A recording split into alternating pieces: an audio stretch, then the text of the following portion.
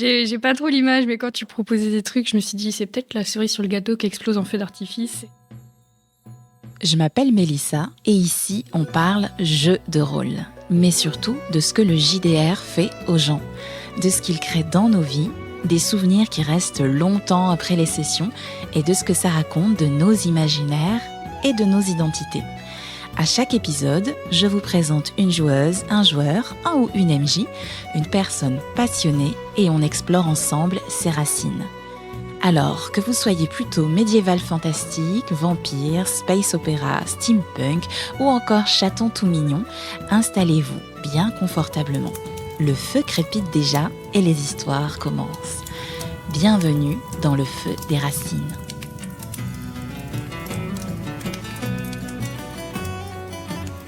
Aujourd'hui, je suis avec Maëlle et Naomi. Salut toutes les deux. Bonjour. On est là pour parler JDR pendant un petit moment. Et j'avais envie de vous demander ce que c'est que le jeu de rôle pour vous. Comment est-ce que vous le définiriez à quelqu'un qui ne sait pas ce que c'est? Pour moi, le jeu de rôle, c'est une façon de rentrer dans un monde un peu imaginaire, voire complètement imaginaire, et de faire des choses incroyables. Sortir du quotidien. J'aime beaucoup ta définition. Toi, Naomi, ça ressemble à quoi? C'est un peu plus pragmatique, on va dire. J'aime bien dire que c'est à mi-chemin entre le jeu de plateau, le jeu de société et le jeu vidéo. Et un peu de théâtre aussi, d'impro, selon la vibe. Ça donne un ensemble assez complet avec vos deux définitions, je trouve. Votre histoire à chacune avec le JDR, elle commence quand et de quelle manière? Alors moi, au tout début du JDR, ça remonte à il y a quelques années, lorsque mon cousin a acheté sa première boîte de jeux de rôle pour devenir MJ. Sauf que, en fait, on n'a pas réussi à trouver du temps pour se retrouver et en faire. Et en fait, on était très peu expérimentés, donc ça a un peu avorté. Malheureusement, cette boîte n'a pas servi. Et ensuite, j'ai repris le jeu de rôle sur une toute petite campagne avec un groupe que je ne connaissais pas. Et en fait, j'ai tout de suite accroché. Et comment est-ce qu'on se lance dans du jeu de rôle avec un groupe qu'on ne connaît pas? Vous vous êtes rencontrés comment? Ça s'est organisé de quelle manière? J'ai envoyé un message sur le Discord de la Diagonale du Fou. Ouais, la Diagonale du Fou, pour resituer pour les personnes qui ne seraient pas valentinoises, c'est une super boutique et maintenant 2 super boutiques basées à Valence qui proposent, dans le premier lieu, plutôt jeux de société, jeux de plateau, etc. Et dans une deuxième boutique, on a désormais tout ce qui va toucher aux jeux de rôle, aux figurines, à la peinture. Et il y a un Discord sur lequel chacune peut s'inscrire pour essayer de trouver des copains pour peindre, pour jouer, pour avoir des conseils, envoyer des photos de ces super figurines. Et du coup, c'est via ce Discord-là que tu as trouvé des gens qui se sont dit « Et si on jouait ensemble ?» C'est ça. Globalement, c'est ça. Et toi, Naomi, ça s'est passé comment pour toi? J'ai envie de dire le premier pied très distant dans l'univers du jeu de rôle, pour moi, c'était les aventures du donjon de Nalbuck. Mais oui! Parce qu'en fait, c'est ça qui m'a familiarisée avec tous les archétypes des persos, des classes de Donjons et Dragons. Les pauvres elfes qui ramassaient dans le donjon de Nalbuck. En ayant derrière pas mal de références à ce que je connaissais déjà de Seigneur des Anneaux et tout, surtout. Et plus concrètement, c'est YouTube. Je sais plus trop comment je suis tombée sur des sessions enregistrées, des gens qui partageaient leurs aventures, leurs campagnes. Et après, j'en ai parlé avec Maëlle, parce que voilà, c'est une copine. Et c'est elle qui m'a envoyé un écran de Discord de la Diagonale en mode « Il y a un tel qui cherche un groupe, tu devrais envoyer un message parce que t'en parles, que tu veux faire et tu fais pas. » Et du coup, j'ai pas trouvé le choix. J'ai envoyé un message et j'ai trouvé un groupe. Donc ça, c'est un groupe avec qui tu joues dans quel système de jeu? Donjons et Dragons. Donjons et Dragons, c'est une campagne d'un bouquin que le MJ suit à la lettre. Je pose cette question parce que pour être tout à fait transparente, en fait, Maëlle, je te rencontre aujourd'hui, mais Naomi, on se connaît puisqu'on joue à la même table. Ah bon? Oui. Le monde est petit.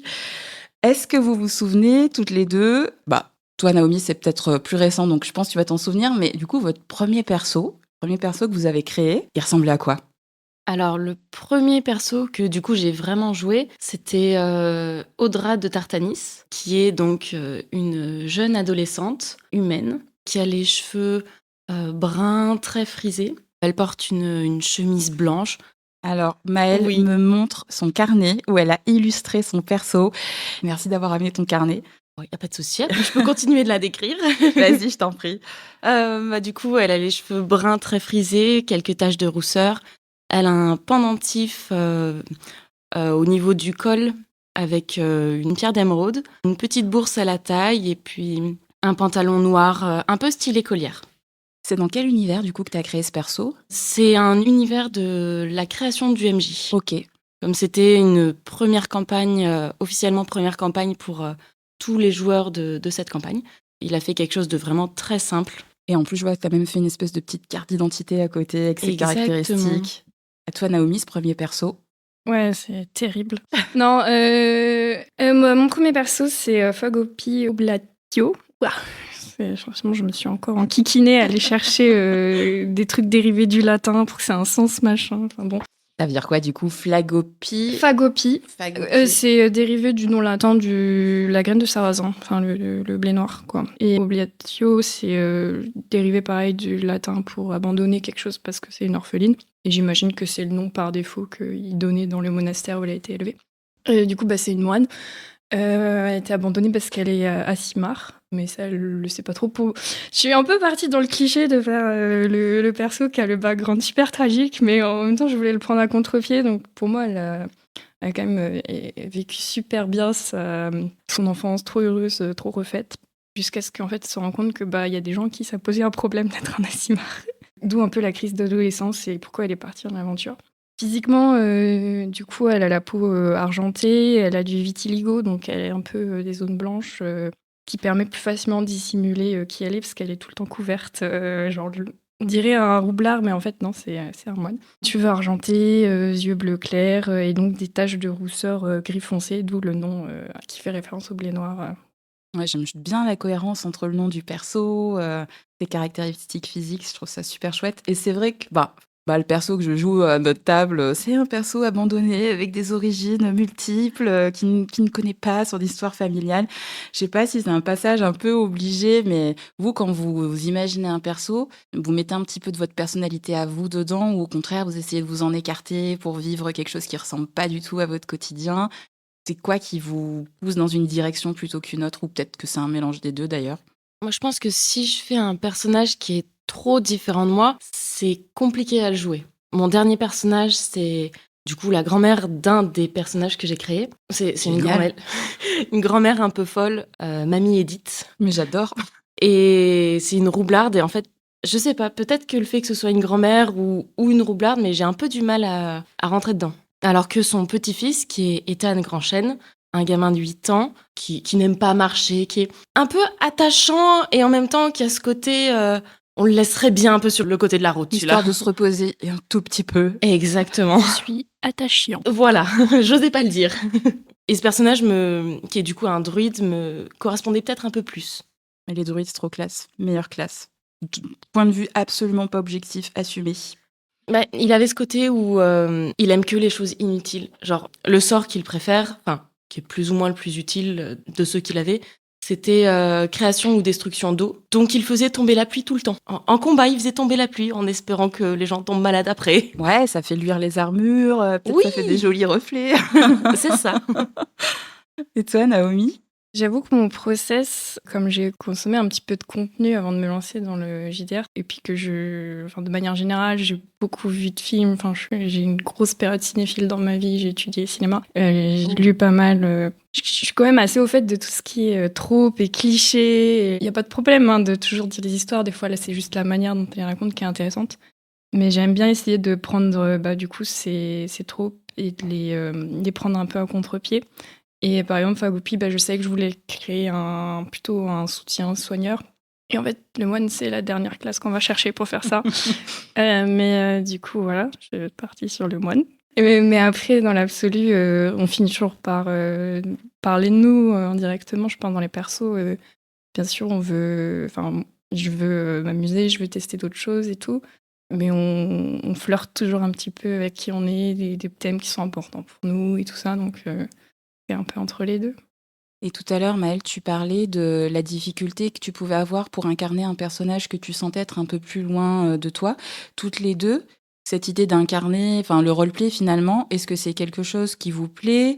Est-ce que c'est ça qui vous a attiré dans le JDR ou pas du tout? Parce que finalement, il y a autant de manières de faire du JDR qu'il y a de rôlistes, qu'il y a de pratiquantes, de pratiquants. Du coup, ce côté un peu, pas mise en scène, pas théâtre, mais un petit peu de représentation finalement, est-ce que c'est quelque chose qui vous plaît, qui vous a toujours plu ou absolument pas? Complètement. Moi, je suis quelqu'un qui, de base, aime bien rentrer dans la peau d'un personnage.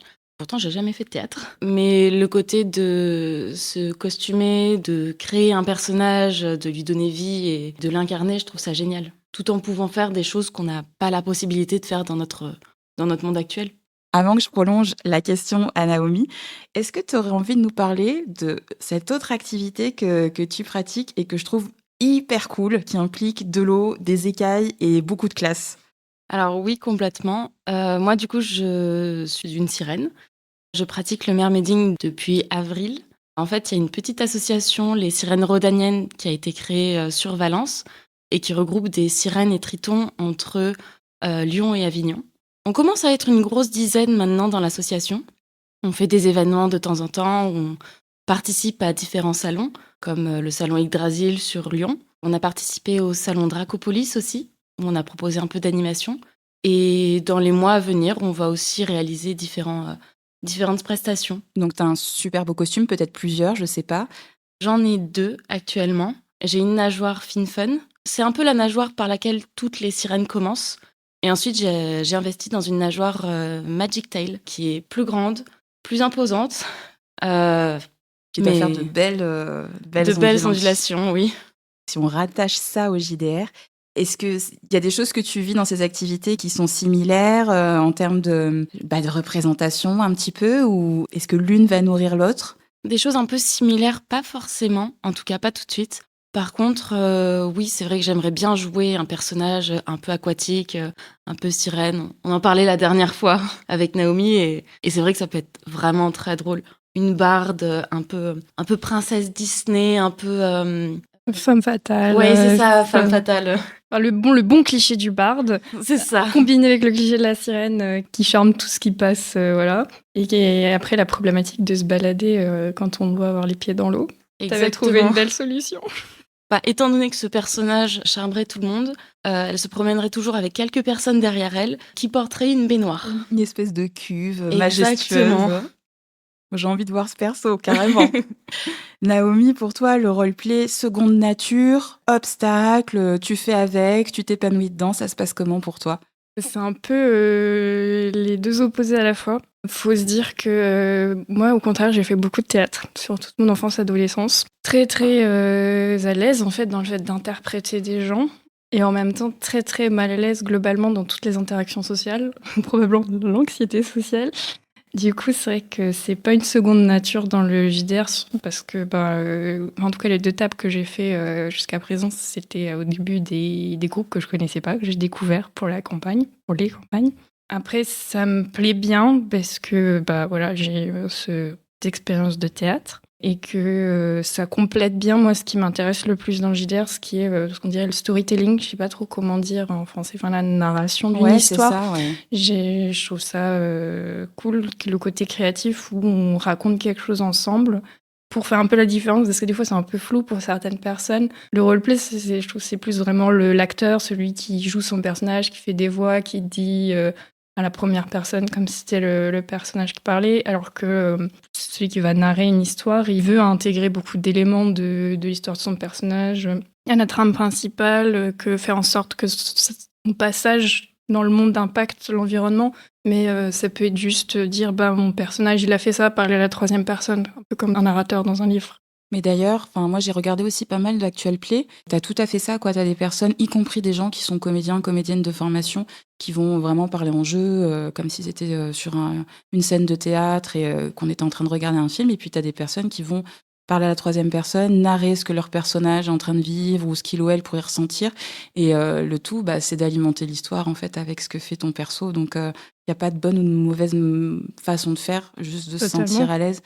Et en t'écoutant, je me demandais si, à travers tes personnages, tu avais découvert des choses sur toi que tu connaissais pas forcément avant de faire du JDR. Je pense pas. Après, ça peut confirmer des choses, ça peut me permettre aussi d'explorer des facettes de ma personnalité que j'ai plus de mal au quotidien à mobiliser, de par, avec mes questions d'anxiété, on y revient toujours. Mais ouais, c'est plus un peu une safe place pour tester des choses et libérer certaines choses. Tu ressens la même chose, toi, Maëlle, quand tu joues? Est-ce que tes persos t'ont révélé des traits de ta personnalité qui étaient, en dormance ou qui n'ont pas forcément l'occasion de s'exprimer dans la vie de tous les jours? Les persos que j'ai créés moi-même, pas forcément. Par contre, j'ai fait un one shot avec du coup un personnage qui était déjà créé. Moi, je suis quelqu'un de très discrète, assez timide de base. Et en fait, ce personnage-là, il l'était pas forcément, voire pas du tout. Et en fait, ma première action dans le jeu, ça a été d'aller voir 2 gardes et de leur tirer les oreilles en mode, «Tu veux quoi? Tu sais quoi? Qu'est-ce que t'avais eu?» Alors que c'est pas trop mon truc, en général. Et du coup, en faisant ça, une action qui vraiment te ressemble pas du tout dans la vraie vie, tu ressenti quoi? Une espèce de libération? Ça t'a stressé? Tu trouvé ça fun? Et ben, en fait, j'y suis un peu allée en, comment dire? J'y suis un peu allée en mode, bah, j'y vais, je veux le faire et puis on verra ce que ça donne. Et en fait, bah, j'ai bien aimé ce côté un peu, bah, tant pis, vas-y. Bon, c'est une image du coup qui me colle encore, sur, en fait, c'est un one shot qui s'est transformé en une longue campagne et cette image me colle encore un peu. Donc à la fois un espace où, on se sent en sécurité et aussi on peut tester des trucs finalement sans qu'il y ait de conséquences, bon, hormis le fait que tu es réputée comme, la personne qui secoue les gardes avec énergie. Exactement. Mais en dehors de ça, il y a pas eu de retombées négatives, dans ta vie à toi. Du coup, le JDR pour toutes les 2, vous diriez que c'est à la fois un refuge, un exutoire? Quand vous arrivez en session, vous êtes dans quel état d'esprit avant que ça commence? Je suis mon personnage. Par exemple, enfin, j'ai en tête les dernières sessions auxquelles j'ai participé, notamment en tant que Ethan, le gamin de 8 ans, où sur le chemin pour aller à cette session, bah, j'étais avec Ethan et dans la voiture pour me rendre à la session, bah, il était là. Il commence à exister C'est finalement ça. quand tu es sur le chemin et tu as un petit switch qui s'opère, Et dès que je rentre dans la salle, il est là. Enfin, je suis Ethan. et toi Naomi? C'est marrant parce qu'au début, quand tu as commencé à répondre, Maëlle, je me suis dit non, mais c'est pas du tout mon cas. Et en même temps, j'ai commencé à me créer des playlists Spotify parce que je suis toujours en train d'écouter quelque chose quand je me rends à mes sessions. Et je voulais en créer une pour mes différents personnages, pour me mettre un peu dans la vibe du personnage avant d'arriver. Après, j'ai pas du tout le même état d'esprit selon la table où je vais. C'est vrai, il y a la première table où j'ai commencé, où là, je me sens un peu en ce moment obligée d'aller au bout de la campagne. Un peu comme un contrat, même parce que ça va être bientôt la fin et je sais que je veux tester d'autres choses avec d'autres tables ou peut-être juste d'autres campagnes, peut-être les mêmes personnes. Pas qu'on joue ensemble. Il faudra qu'on fasse un truc ensemble. Et il y a l'autre table celle que je partage avec toi, Mélissa, et c'est un kiff toujours absolu. Donc j'ai toujours très très contente d'y aller. Surtout qu'il y a toujours cet effet où on a encore mis trop de temps avant de se retrouver, même si ça fait juste que 5 jours. Des fois, on a réussi à se voir très vite, mais c'était trop long quand même. C'est vrai, je suis d'accord. Et du coup, là, c'est vraiment le temps fort de ma semaine que j'attends un petit peu comme on attend Noël quand on est gamin, qu'on fête Noël. Mais oui, tellement. Et moi, j'aime bien cette idée aussi d'avoir des playlists que tu associes à ton perso qui te mettent dans l'ambiance. Ça me donne envie d'essayer. Moi, je vais beaucoup penser en fait à la session, au moment où on va se réunir. Et comme je fais un peu d'impression 3D, ben, des fois, ça va passer par faire des petits gadgets pour les copains, les copines. Et comme je suis une Merci. druidesse, voilà, il y a des multiples cartes. Enfin, je fais des cartes pour mes sorts. Donc, voilà, leur trouver des sleeves sympas, ce genre de choses. Mais c'est presque comme si je m'autorisais pas à faire vivre ce perso en dehors, d'où l'attente absolument intolérable entre 2 sessions finalement. Et je pense que je vais m'inspirer de ce que vous avez toutes les 2 dit pour que mon perso existe un peu en dehors de ces temps-là. Donc merci beaucoup de vos partages. Après, pour revenir à ce que tu disais de le faire vivre en dehors, moi, c'est vrai que je suis quelqu'un qui dessine beaucoup et qui aime bien avoir un visuel de chacun de mes personnages pour justement les faire exister un peu plus. Et c'est vrai qu'en dehors des sessions, j'aime bien crayonner, dessiner et puis les faire vivre en dehors justement avec différentes illustrations de comment ils seraient dans cette situation-là, telles expressions et puis différents types de vêtements. Merci d'avoir rebondi, Maëlle. Je n'osais pas intervenir, mais moi aussi, je l'ai pas beaucoup fait, mais j'aime bien faire vivre. Enfin, je continue de penser à la session, à mon personnage en dehors. Surtout pendant tout le début de la campagne. Moi, je suis visuelle, mais j'ai pas le talent de dessiner très bien. Du coup, je vais plutôt écrire. J'ai fait un peu 2 entrées de journal pour mon deuxième personnage qui m'ont permis de poser un peu aussi d'autres éléments pour compléter son histoire passée avant de commencer l'aventure et pour donner plus de contexte à mon MJ. Je lui ai pas envoyé le journal pour pas l'ensevelir sous les infos. Je lui ai fait juste un résumé en lice. Et puis, en termes de visuel, j'ai commissionné une dessinatrice de Valence aussi. Comment s'appelle le concept Je trouve ça très très cool que tu passes par l'écrit, si c'est quelque chose qui est plus spontané pour toi. J'ai mon mari qui joue pas du tout, qui regarde de loin, il est content pour moi, mais il joue pas, qui me disait mais en fait avec tout ce que t'écris, toi aussi t'écris pas mal en session, vous pourriez presque écrire un livre. Et je lui dis mais il y a moyen d'écrire une série avec tout ce qui se passe. Clairement, Vraiment, une vraie campagne, ça dure des années. Un livre n'est pas assez grand pour tout contenir, quoi. On est d'accord. Sur la création de visuels liés à ton perso, déjà, chapeau de penser à une illustratrice pour donner vie, des couleurs à ton personnage et de pas passer par l'IA parce que ça pille le travail des artistes. Voilà, on enfonce un peu des portes ouvertes. Et je me disais qu'il y a aussi des alternatives pour des personnes qui oseraient pas forcément démarcher une illustratrice ou un illustrateur. Notamment dans certains jeux vidéo, il y a des modules de création de personnages qui sont super chouettes. Si vous jouez à Baldur's Gate, trop cool. Le dernier Dragon Age, les cheveux, la texture des cheveux des persos est extraordinaire. Et après, vous avez aussi des sites en ligne de création de figurines, par exemple, qui permettent de choisir l'apparence, l'armure, la tenue, les couleurs. Donc ça peut aussi des fois aider même à essayer d'imaginer ce à quoi ressemble son perso. Et ça, je trouve que c'est un bon support pour broder autour de son histoire derrière.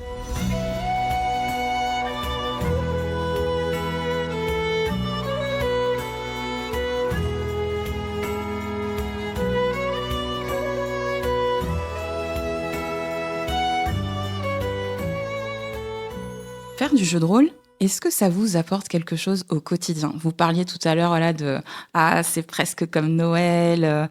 C'est un peu cette excitation, on sait qu'on va retrouver un endroit où on se sent bien, où on peut être soi. Pour vous, c'est quoi ? C'est la cerise sur le gâteau ? C'est un anxiolytique ? C'est un feu d'artifice ? Ça a un côté un peu une grande satisfaction. C'est un peu la cerise sur le gâteau, le petit truc qui fait que la semaine va être réussie. Moi, je fais à côté du jeu de rôle en tant qu'animatrice auprès d'enfants. Je suis du coup maître du jeu à ce moment-là.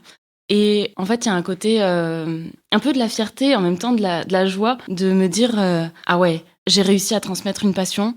Et en fait, j'avais une collègue qui me disait mais t'es sûre que cette animation, tu vas la tenir sur toute l'année, ils vont pas se lasser? Et en fait, quand je demandais aux gamins, quand je demandais aux enfants, ils me disaient heureusement que ça dure toute l'année, ça va être trop bien. Les naïfs, se lasser, ils sont fous. C'est ça. Je passe à Naomi, après je reviens sur cette histoire de MJ et voir comment la transition, elle s'est opérée. Toi, Naomi, c'est quoi le JDR en fait pour toi dans ton quotidien ? C'est on a un peu il y a le côté réconfort, safe space, liberté. J'ai pas trop l'image, mais quand tu proposais des trucs, je me suis dit c'est peut-être la cerise sur le gâteau qui explose en feu d'artifice. C'est magnifique. En fait, qui fait des paillettes et des arcs-en-ciel. C'est peut-être une hyperfixation aussi en ce moment. Et en vrai, c'est tout con, mais hier j'ai fini le boulot un peu en retard. Pas grand-chose, mais suffisamment pour être une frustration. Je rentrais et du coup, je me suis dit, bon, je vais appeler ma sœur pour me changer les idées, qui fait aussi du JDR. On a un peu découvert ça par hasard, l'une de l'autre. Et du coup, au final, on a fini par parler que de ça pour pas parler... on a évoqué d'autres choses, mais c'est vraiment de la joie pure, quoi, de parler de ça. Tous ceux qui veulent bien entendre parler, j'arrête pas de rabâcher les oreilles de Maëlle aussi, les dernières fois qu'on s'est vus et tout. Et on finit à faire des sirènes qui sont portées dans des baignoires. Dans des baignoires qui font splotch dans les donjons. Je vois qu'elles ont des pieds un peu pattes de lion ou un truc comme ça. Moi, je vois la baignoire ancienne comme ça. En marbre. Le truc hyper lourd à porter. L'armure lourde qui lui reproche de faire du bruit, je suis sûre. Enfin bon. T'as déjà eu l'occasion de jouer avec ta sœur puisque t'en parles? C'est un truc qui a pas pu se faire pour le moment ou peut-être t'auras envie ou pas? J'y ai même pas pensé, pour être très honnête. Peut-être bêtement parce que le fait qu'elle habite assez loin, donc ça serait à distance. C'est vrai que je me suis pas encore lancée dans ça. Et je viens de me rendre compte que j'avais totalement oublié, mais j'ai menti, sans le vouloir, par omission, À vous, dis-nous tout. sur comment mon histoire a commencé avec le JDR. En fait, c'est parce que, à force de traîner en ligne, à faire des RPG, typiquement les Dragon Age Origins et tout, enfin, cet univers médiéval fantasy, j'ai fini par rencontrer des gens qui faisaient du JDR. Et j'étais censée, en 2020, année confinement, commencer à distance un JDR avec des copines faites en ligne et mon ex de l'époque, et encore un autre bonhomme. C'était censé être un one-shot pour une copine qui faisait du JDR depuis longtemps, mais qui allait faire son premier truc en tant que MJ. Et on a créé nos personnages et je me suis séparée de mon ex et donc on n'a jamais fait la campagne. Désolée. Et c'est pour ça en fait que j'ai fini par regarder des sessions sur YouTube. J'étais là, pourquoi j'ai fini sur YouTube? Juste parce que j'avais déjà un intérêt pour les trucs. T'as des regrets par rapport à cette campagne qui s'est jamais faite ou finalement c'est que ça devait pas se faire, c'est comme ça et ça a laissé la place à d'autres projets derrière? J'ai pas tellement de regrets parce que il y avait des problématiques dans ce groupe qui étaient autres. Rien à voir avec le JDR. Si, j'ai le regret de pas avoir joué avec ces deux filles qui étaient très cool et qui en faisaient depuis super longtemps et d'avoir pas pu donner l'opportunité à la personne de faire du MJ pour la première fois. Après, je suis sûre qu'elle a trouvé d'autres occasions. Mais en même temps, j'ai pas de regret parce que pour le coup, j'avais fait un perso très très cliché. Très, très, genre, je pense tiefling, torturé, machin. Enfin, bon. Je vais utiliser ta transition par rapport à la personne qui voulait masteriser, qui voulait me jeter, pour revenir vers Maëlle. Comment ça s'est goupillé, cette histoire de faire MJ auprès d'enfants pendant toute une année qui ne vont pas s'ennuyer, bien évidemment, parce que le JDR, c'est trop cool. En effet, c'est trop cool le JDR. En fait, comment ça s'est organisé? Moi, je travaille en périscolaire et tous les animateurs ont un projet qui mène, soit c'est sur des périodes, soit c'est sur des longues périodes. Et en fait, je faisais du jeu de rôle à côté. Et comme c'est génial le jeu de rôle, j'ai voulu essayer de le mettre en place sur l'école. Bon, je me bats un peu en ce moment pour essayer de garder mon atelier, mais c'est vraiment trop bien. Et puis à chaque fois, les enfants, ils viennent me voir en dehors des sessions pour me dire « On va faire quoi aujourd'hui et c'est quand la prochaine fois ?» Bon, en général, c'est toujours le même jour. Il est possible que de temps en temps, ce soit décalé à un autre jour. Mais à chaque fois, ils viennent me dire « Ah, qu'est-ce qu'on va faire cet après-midi ? Ah, je suis sûre qu'il va se passer ça. » Ils arrivent avec les yeux qui brillent. Oui, et c'est ça. La tête pleine d'images. Du coup, c'est un groupe de combien d'enfants que tu accompagnes pendant ces petites sessions? C'est un groupe de 6 enfants. Donc, ça fait pas mal de monde quand même. Oui. Après, c'est des toutes petites sessions de quasiment 45 minutes. Il faut que ça reste compatible aussi avec l'attention des enfants, le temps de présence sur le périsco. C'est ça. Et en fait, j'ai pas plus de temps. Plus de temps, après, ce serait compliqué. Ils doivent reprendre l'école, les cours à un moment donné. Quelle idée. Exactement. Et toi qui te présentes comme une personne plutôt timide à la base, ça t'est venu d'instinct? Est-ce que tu as eu de l'appréhension de passer de l'autre côté de l'écran? Je suis pas sûre que tu as un écran de MJ avec eux, mais qu'est-ce que ça a fait germer comme sensation chez toi ou comme émotion de te dire « cette fois-ci, c'est moi qui vais faire vivre l'histoire aux enfants, qui vais raconter l'histoire avec eux ». Pour moi, ça a un côté créer des souvenirs. Et le fait que je sois rentrée dans l'animation, c'était aussi pour ça, pour créer des souvenirs. J'ai fait beaucoup de colonies de vacances étant petite. Et justement, j'ai passé mon BAFA pour continuer de faire des colonies, de créer des souvenirs incroyables aux enfants. Et puis, le jeu de rôle, en fait, c'est venu un peu naturellement pour ça. Le fait de faire des campagnes, de faire des trucs complètement fous, ça crée des souvenirs incroyables. Naomi, devenir MJ, envie dévorante ou tu préfères encore manger des salsifis au brocoli au chou de Bruxelles?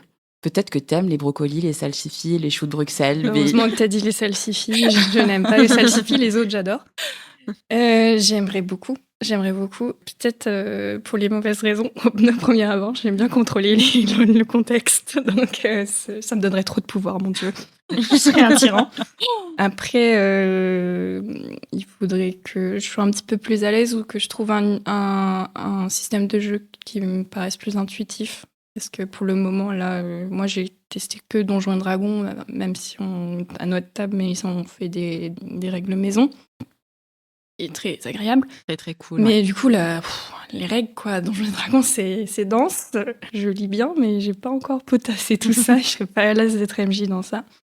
Mais ouais, j'aimerais bien, je pense. Justement, moi, ce qui me plaît le plus, c'est raconter une histoire et tout. Et quand t'es MJ, bah, t'es celui qui est le plus aux manettes ou celle qui est le plus aux manettes pour mener l'histoire. Tu parlais tout à l'heure des difficultés qui n'étaient pas inhérentes, qui n'étaient pas liées au JDR, mais voilà, qui se sont présentées. Est-ce que le JDR, ça a toujours été une expérience agréable pour vous, ou parfois il vous est arrivé de vous sentir un peu en décalage ou un petit peu mal à l'aise? Bah, c'est un peu ce que j'expérience avec ma première table actuellement. J'aimerais préfacer tout ce qui va suivre, désolée, par le fait que je suis très reconnaissante d'avoir commencé avec cette table, qu'il y a énormément de bonnes choses et là que je vais parler que du négatif. J'ai évoqué ça tout à l'heure, je me sens un peu obligée d'aller au bout de la campagne. Après, enfin, personne m'a mis un couteau sous la gorge, hein, c'est juste le sens des responsabilités. Mais clairement, ça me plaît pas. Pour différents facteurs, le fait qu'on soit sur une campagne qui est un peu figée et tout, et on perd beaucoup quand on suit une campagne dans un bouquin sur le côté raconter une histoire et impacter l'univers, parce qu'en fait, C'est écrit. c'est écrit d'avance. Et s'il n'y a pas un effort qui, je pense, plus compliqué dans ce contexte-là de la part du MJ pour incorporer vraiment nos histoires personnelles de chaque personnage, ben ça se fait pas vraiment. Et il y a le deuxième facteur que c'était ma première table, donc j'étais pas sûre à 100% de ce que je voulais du JDR. Et on a un peu évoqué tout à l'heure la différence entre ceux qui sont plus acteurs, ceux qui sont plus narrateurs, qui marchent bien entre eux, parce que c'est un peu le même objectif, mais il y a plein d'autres manières de jouer du JDR. Et à ma table, j'ai des gens qui sont plus combattants, qui veulent juste taper du gobelin, qui veulent faire des trucs de manière optimum. Alors c'est très satisfaisant de faire un combat où tu fais vraiment ce que... Tu utilises bien toutes les compétences de ton perso. Mais du coup, c'est des gens, quand on essaye de faire des choix plus en rapport avec ce que notre personnage ferait, qui sont totalement absurdes d'un point de vue joueur. Typiquement, moi, ma druidesse, une des dernières sessions, on a looté un parchemin de résurrection qui est super important, mais bon, c'est une druidesse, elle a dit c'est contre nature, elle l'a déchiré. C'est pas très bien passé.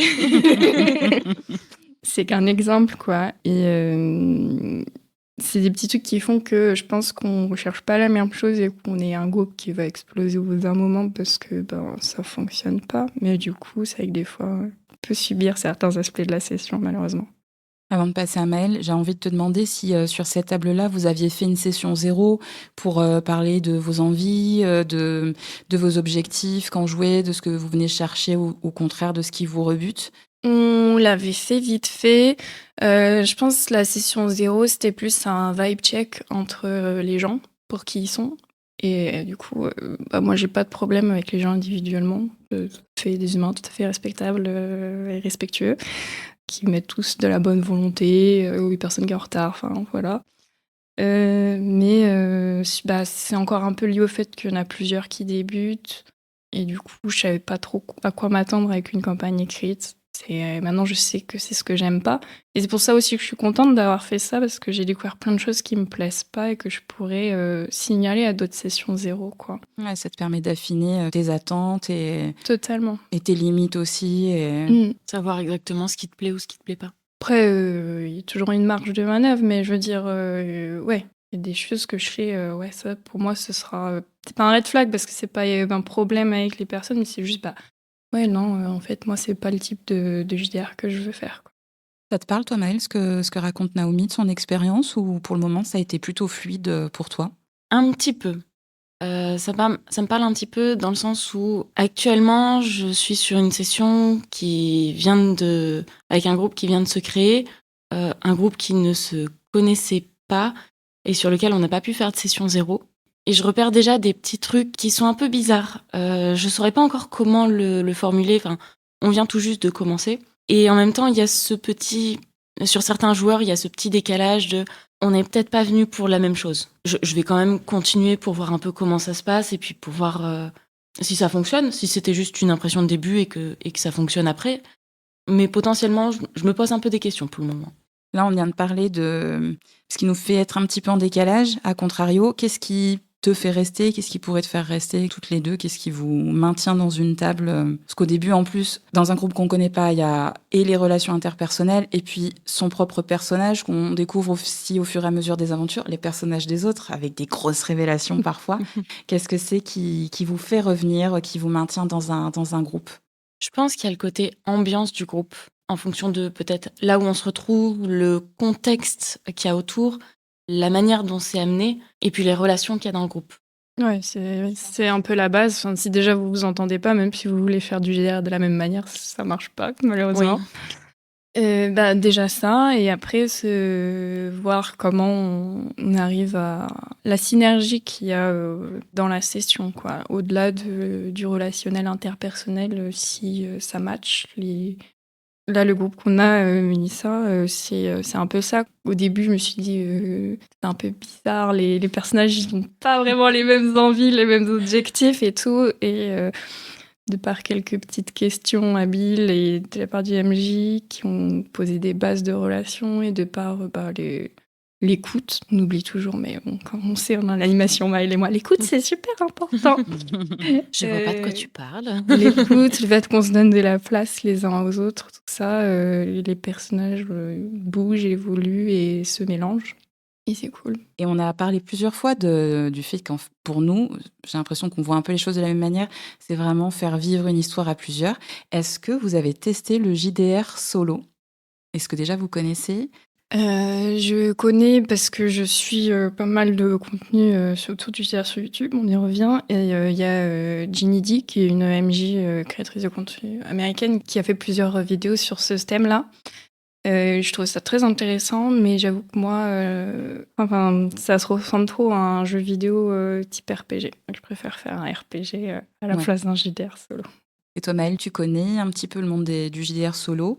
J'en avais entendu parler sans trop m'y intéresser. Et puis, je suis pas sûre que ce soit ce qui m'attire réellement. Je pense que le côté ambiance, c'est aussi une des choses que je recherche. Le côté rencontre, qui est aussi intéressant dans le jeu de rôle. Le fait de pouvoir évoluer avec différents personnages et en même temps de pouvoir faire basculer toute la campagne par une simple action.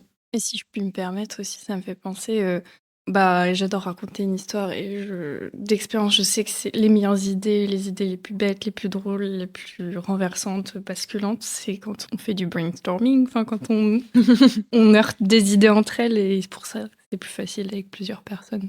Moi, j'ai envie de te demander quel serait ton meilleur souvenir de JDR, que ce soit un truc complètement incongru, hyper émouvant, hyper épique. Si tu penses à une scène qui pop comme ça, là, tu te dirais quoi?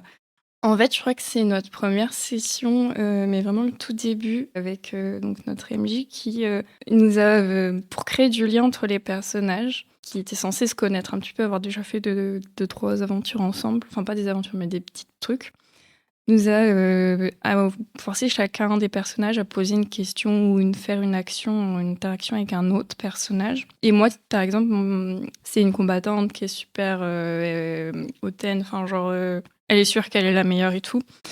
Et il m'a dit, qui tu as défié en duel? Et j'ai défié en duel mon paladin. Lui, toutefois, bonne volonté, machin, qui nous dit, ah bah oui, ça a dû être un combat équilibré et tout. Et moi, mon personnage qui n'accepte pas du tout cette réponse, mais maintenant c'est ancré dans le marbre et qui ne fait rien y faire, et du coup, qui est super vexé que c'était un combat équilibré et qu'elle n'ait pas gagné en l'écrasant. Ouais, une victoire écrasante, selon toi. Ça aurait dû être une victoire écrasante, c'est la meilleure. Et du coup, ça a instauré cette dynamique un peu je t'aime moi non plus, compétition non-stop, et on est là pour s'entraider, mais si en même temps on peut prouver qu'on est meilleur que l'autre en tapant sur les mêmes ennemis, c'est pas plus mal. C'est vraiment ce fait que ce soit répétitif, c'est pas tellement un souvenir, mais c'est un peu une trame, et je trouve ça cool, et on est en train d'en créer d'autres du coup avec l'aventure.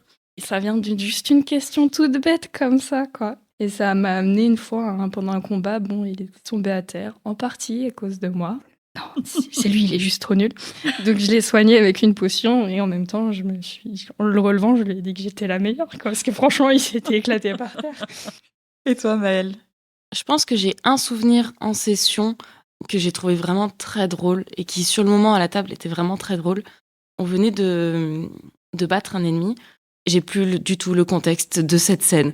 C'est juste la scène qui me pop quand tu as posé la question. Mm-hmm. En fait, on venait de battre un ennemi. On était dans une salle où, en gros, il y avait une grosse porte en pierre avec une sorte de réceptacle. Ok. Devant cette porte. Il fallait mettre un liquide dans le réceptacle. Jusqu'ici, tout est possible. Exactement. Justement, tout est possible. étant donné que je jouais Ethan, qui est assez petit, j'étais avec un semi-orc qui, du coup, m'a porté sur ses épaules. Ok.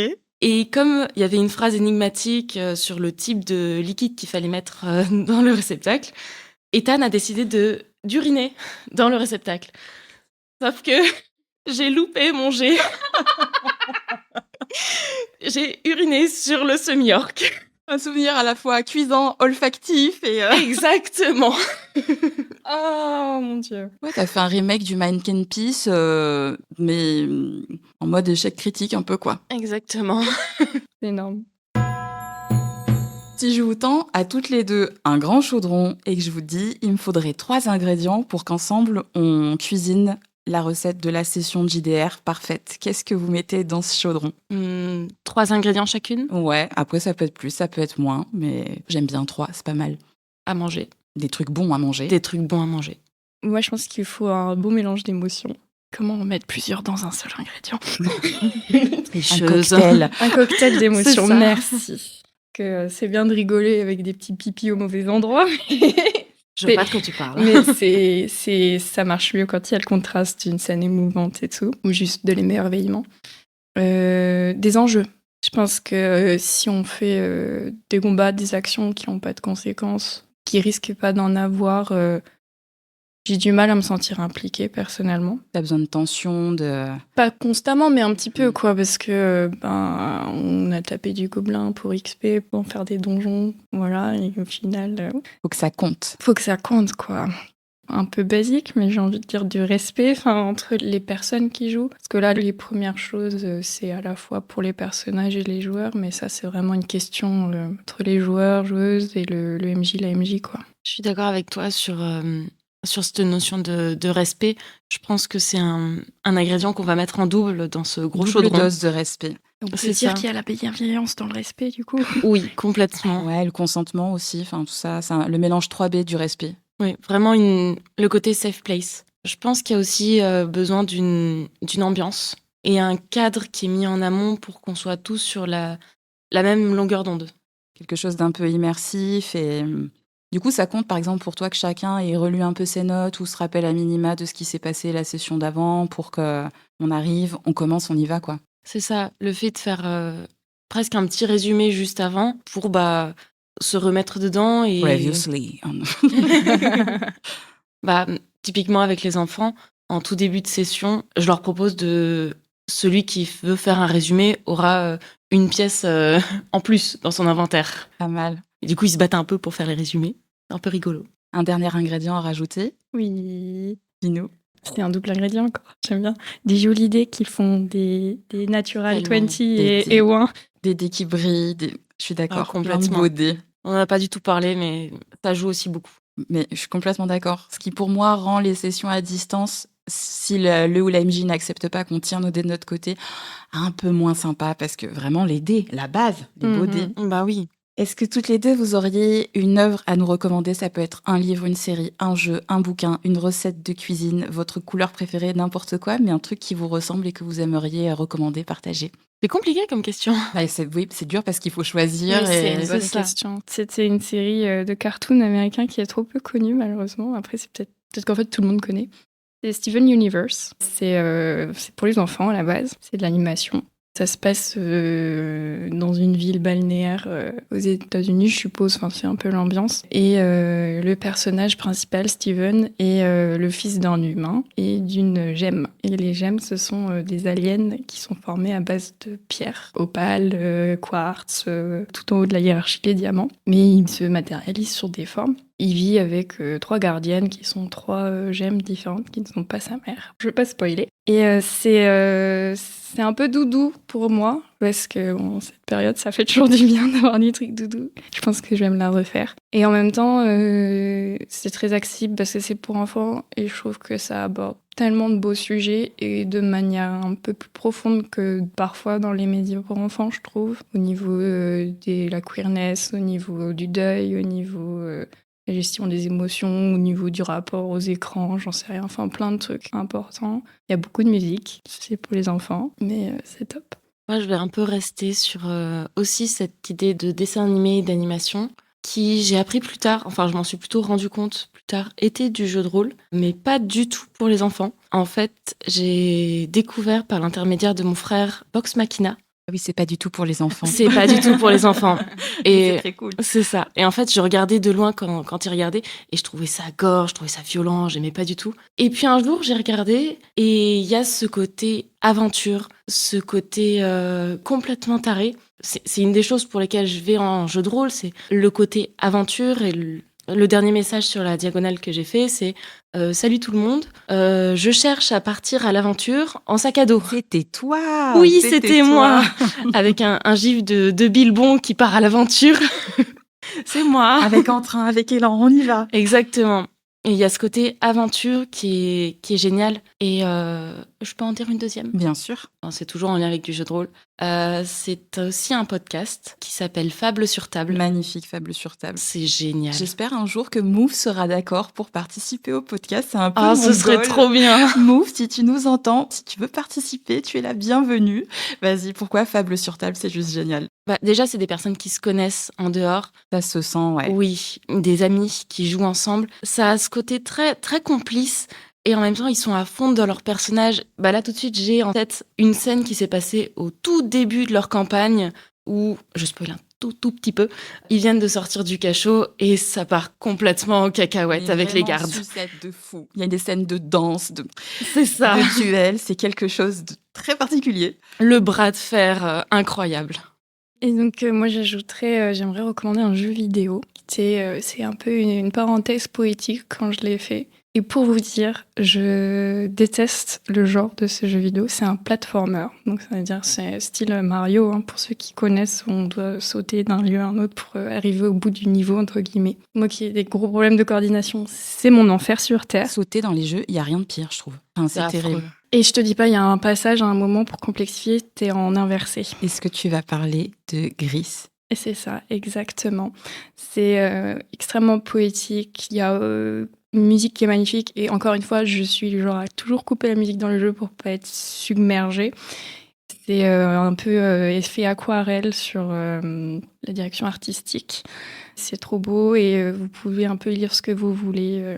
C'est magnifique, ça peut parler du deuil, ça peut parler du changement des transitions. Sublime jeu par un studio indépendant espagnol, si je me trompe pas. Et ils ont sorti un jeu l'année dernière qui s'appelle Neva. Si t'as aimé Gris, Neva, magnifique. Je cours sur mon ordi, je vais l'acheter. On arrive à la fin du temps qu'on avait prévu. Moi, j'aurais pu rester plus longtemps encore parler de JDR avec vous. J'ai une toute dernière question. Brièvement, pourquoi est-ce que le JDR, c'est la meilleure activité du monde ? Je vais redire ce que j'ai dit au tout début, mais pour sortir du quotidien, pour être quelqu'un d'autre et faire des trucs de fou. Maëlle, on te retrouve sur Instagram en tant que sirène. Est-ce que tu veux donner le nom de ton compte ? Exactement, je suis Maëlle Sirène, Maëlle avec un L et un E, et Sirène comme ça s'entend. Et moi, je vous remets tout ça en description de l'épisode pour que vous puissiez trouver le compte Instagram de Maëlle facilement. Merci beaucoup Maëlle et Naomi. C'était super de vous avoir dans le podcast. Merci Mélissa. Merci. Merci beaucoup pour votre écoute. Si cet épisode vous a plu, n'oubliez pas de vous abonner sur votre plateforme de podcast préférée. Vous pouvez suivre toute l'actualité du podcast sur Instagram, @lefeudesracines. Et si vous êtes vous-même MJ, joueur, joueuse, et que vous souhaitez partager votre histoire, vous pouvez m'écrire à lefeudesracines@proton.me ou directement via le site internet. D'ici là, jouez parce que c'est tout ce qui compte et à bientôt pour le prochain épisode.